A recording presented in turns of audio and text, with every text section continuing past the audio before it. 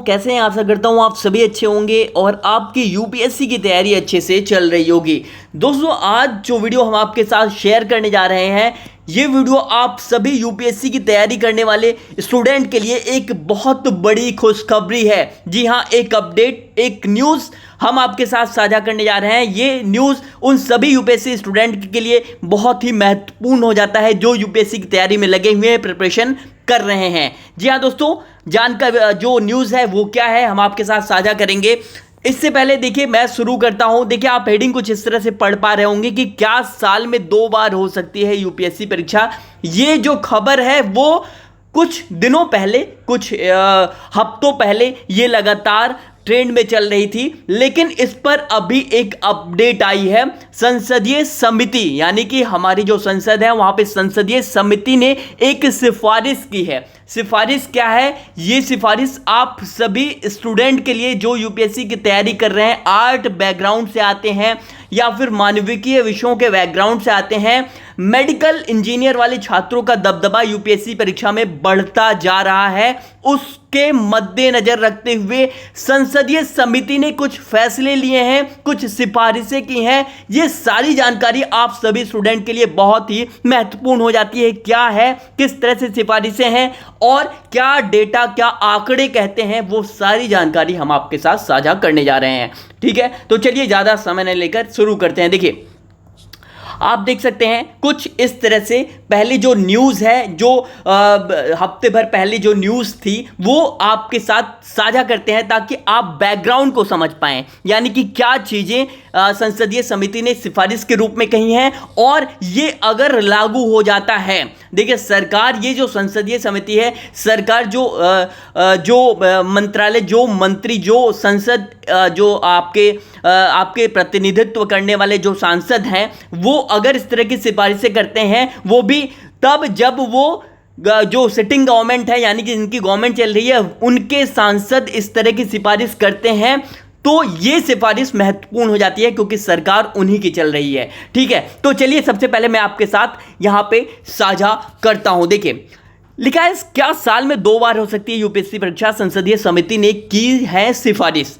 अब देखिए, संसदीय समिति ने 1 वर्ष में 2 बार यूपीएससी सिविल सर्विस परीक्षा कराने की सिफारिश की है। अभी साल में लोक संघ आयोग एक बार इस परीक्षा को आयोजित करता है। आप सभी जानते हैं ये सिफारिश है कि साल में 2 बार इसकी परीक्षाएं यूपीएससी की कराई जानी चाहिए। और इससे पहले भी आप इसे न्यूज़ में लगातार देख रहे होंगे कि इस तरह की सिफारिशें संसदीय समिति करता रहता है और करती रहती है। ठीक है, चलिए अब मैं आगे थोड़ा बढ़ता हूं, स्क्रॉल करता हूं। देखिए, राज्यसभा सदस्य सुशील मोदी, आप देखिए, मैं थोड़ा सा न्यूज़ जो यहां मेंशन है उसको पढ़ के सुनाता हूं, उसके बाद इसको ब्रीफ करता हूं कि आखिर इनके मायने क्या है। इन जो चीज़ें चल रही हैं, संसदीय समिति जो सिफारिश कर रही है, वो सिफारिश किस हद तक लागू हो सकती है, और अगर ये लागू हो गई तो आपके लिए बहुत ही बेनिफिशियल साबित होगा, क्योंकि आप सभी जानते हैं मेडिकल इंजीनियर के सेक्टर के जो स्टूडेंट हैं, वो उनका दबदबा लगातार यूपीएससी परीक्षा में बढ़ता जा रहा है, बनता जा रहा है। ठीक है, इसके मद्देनजर रखते हुए जो यूपीएससी में जो आपके ह्यूमैनिटीज बैकग्राउंड के स्टूडेंट हैं, जो मानविकीय विषयों से परीक्षा की तैयारी करते हैं, उनके लिए ये परीक्षा कठिन से कठिन होती चली जा रही है। चलिए सबसे पहले मैं आपको इस अपडेट को सुनाता हूँ, उसके बाद बैकग्राउंड में ब्रीफ करता हूँ क्या चीज़ें। देखिए, मेंशन है कि राज्यसभा सदस्य सुशील मोदी की अध्यक्षता वाली संसदीय समिति ने अखिल भारतीय सिविल सेवा परीक्षा को 2 बार साल में कराने की सिफारिश की है। इस समिति ने कई वर्षों के परिणामों की समीक्षा के बाद पाया कि बड़ी संख्या में इंजीनियर, डॉक्टर, सिविल सर्वेंट बन रहे हैं, जिससे देश का नुकसान हो रहा है। वह अपने मूल प्रोफेशन में बेहतर कर सकते थे। समिति ने इसे भी विचार का बिंदु तय किया है। आइए जानते हैं कि साल में 2 बार यूपीएससी परीक्षा आयोजित करने में क्या क्या चुनौतियां संघ लोक सेवा आयोग के सामने आ सकती हैं। वहीं अगर साल में 2 बार परीक्षाएं होती हैं तो उसके क्या फायदे हो सकते हैं। तो अब देखिए, ये साल में 2 बार जो यूपीएससी के एग्जाम है, प्रीलिम्स एग्जाम साल में 2 बार कराने के पीछे मकसद क्या है? मकसद ये दिया है, आंकड़ों के हिसाब से परिणामों के, परीक्षा परिणाम के जो आंकड़े समीक्षा की गई है कि बहुत बड़ी संख्या में इंजीनियर, डॉक्टर जो है सिविल सर्वेंट बन रहे हैं। ये बैकग्राउंड में चीज़ें कही गई हैं। अब देखिए, मैं थोड़ा सा आगे बढ़ाता हूँ। देखिए, आप देख सकते हैं, लिखा है कि निश्चित तौर पर संसदीय समिति की सिफारिश महत्वपूर्ण है, लेकिन इस राह में चुनौतियां भी कम नहीं है। अगर केंद्रीय लोक सेवा आयोग साल में 2 बार परीक्षा कराने को तैयार भी हो जाए तो वैकेंसी कहां से लाएंगे? उसके पास इंजीनियर, डॉक्टर, CS जैसे प्रोफेशनल्स को आवेदन से रोकने का कोई नियम नहीं है। देखिए, आप सभी जानते हैं, अगर ये लागू कर देते हैं कि भैया जो 2 बार इसकी परीक्षाएं अगर कराते हैं तो ये इसका बैकग्राउंड क्या होगा? जो सांसद महोदय कह रहे हैं कि इसे लागू कर दिया जाए, 2 बार परीक्षाएं कराई जाएं, तो इससे 2 बार परीक्षाएं कराने से इंजीनियर, डॉक्टर, CS जो बड़ी संख्या में इस परीक्षा में भाग ले रहे हैं, पेयर हो रहे हैं और सक्सेस रेट उनका बहुत हाई है, तो वो कैसे रोका जा सकता है? देखो भैया, ये एग्जाम तो सभी के लिए है ना, ग्रेजुएट मांगता है UPSC, यानी कि आपका ग्रेजुएशन होना जरूरी है। और ग्रेजुएट हो आप, चाहे BE कर रखे हो, BSc कर रखे हो, BTech कर रखे हो, MTech, मतलब आप बैचलर की कोई भी डिग्री लिए हो, आप CA हो, डॉक्टर, कुछ भी हो, तो आप इस परीक्षा में अपियर करने के लिए आप योग्य हो। तो ये 2 बार परीक्षा करा के इसे कैसे रोका जा सकता है कि इंजीनियर, डॉक्टर और CA CS जैसे प्रोफेशनल कोर्स करने वालों को रोका जाए जिसमें सक्सेस रेट इनका बहुत अधिक है?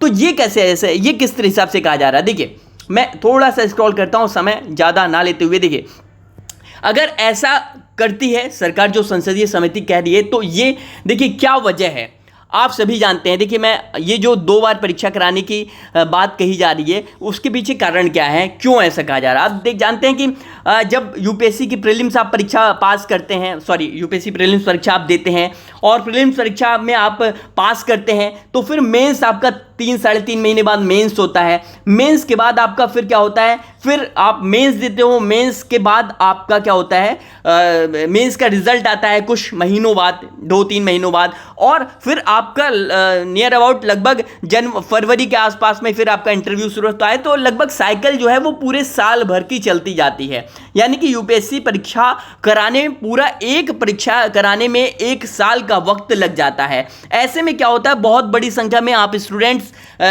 जो इस परीक्षा में लगे होते हैं, उन्हें साल में एक ही बार इसमें अपियर होने का मौका मिलता है। और आप सभी जानते हैं 10 से 12 लाख की संख्या में, बहुत बड़ी संख्या में लोग प्रत्येक साल, प्रत्येक वर्ष इस परीक्षा के लिए आवेदन करते हैं, परीक्षा फॉर्म भरते हैं।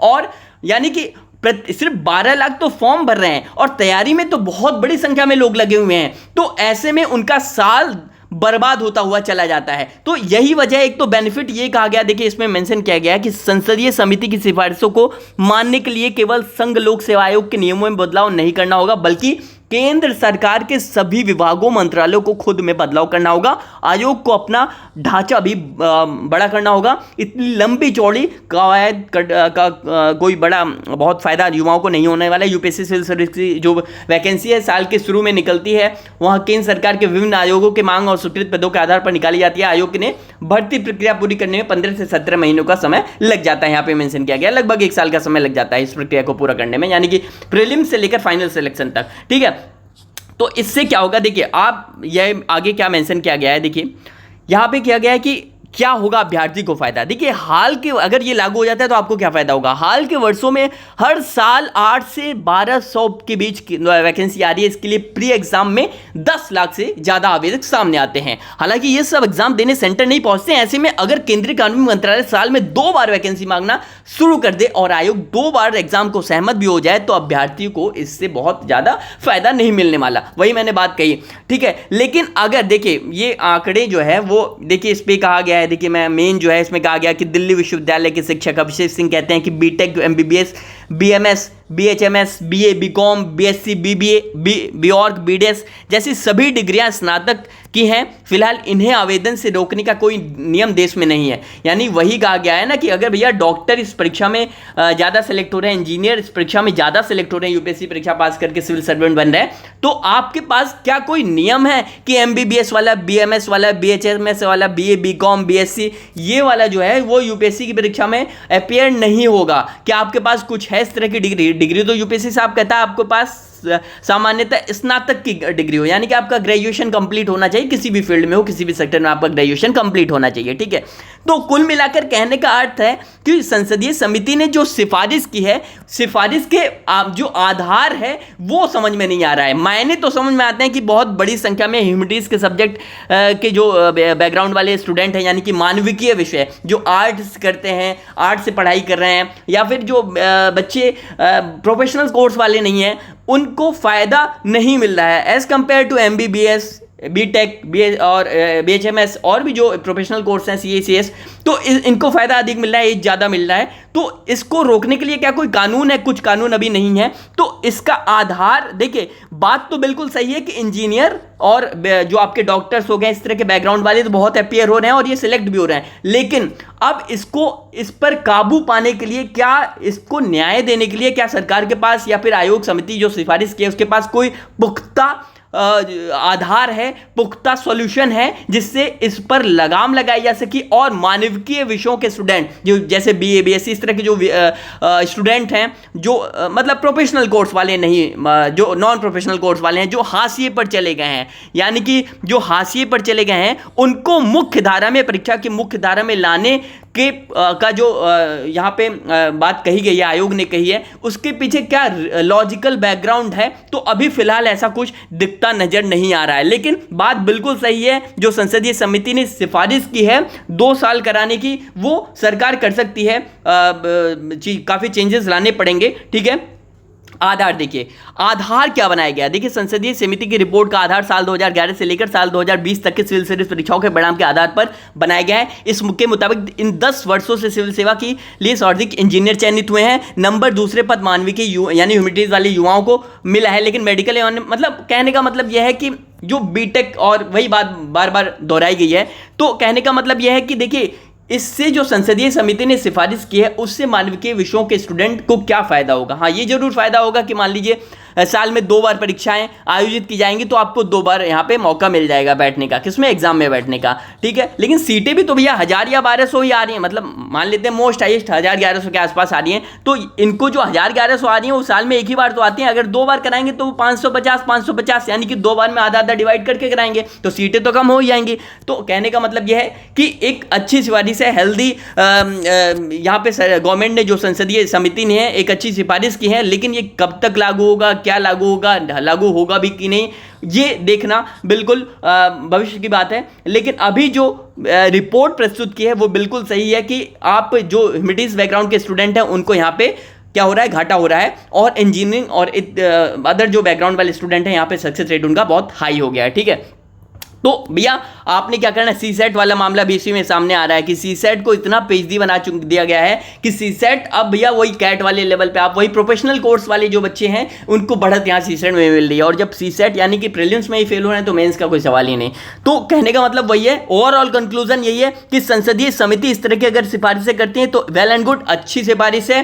किस तरह से लागू कराते हैं ये अब देखना दिलचस्प होगा, ठीक है। और इस तरह की सिफारिशें आती रहती हैं, ठीक है, और वो लागू होती हैं, नहीं होती हैं, लेकिन सरकार और जो UPSC है वो किस पर कितना अमल करती है वो अब भविष्य की बात है, ठीक है।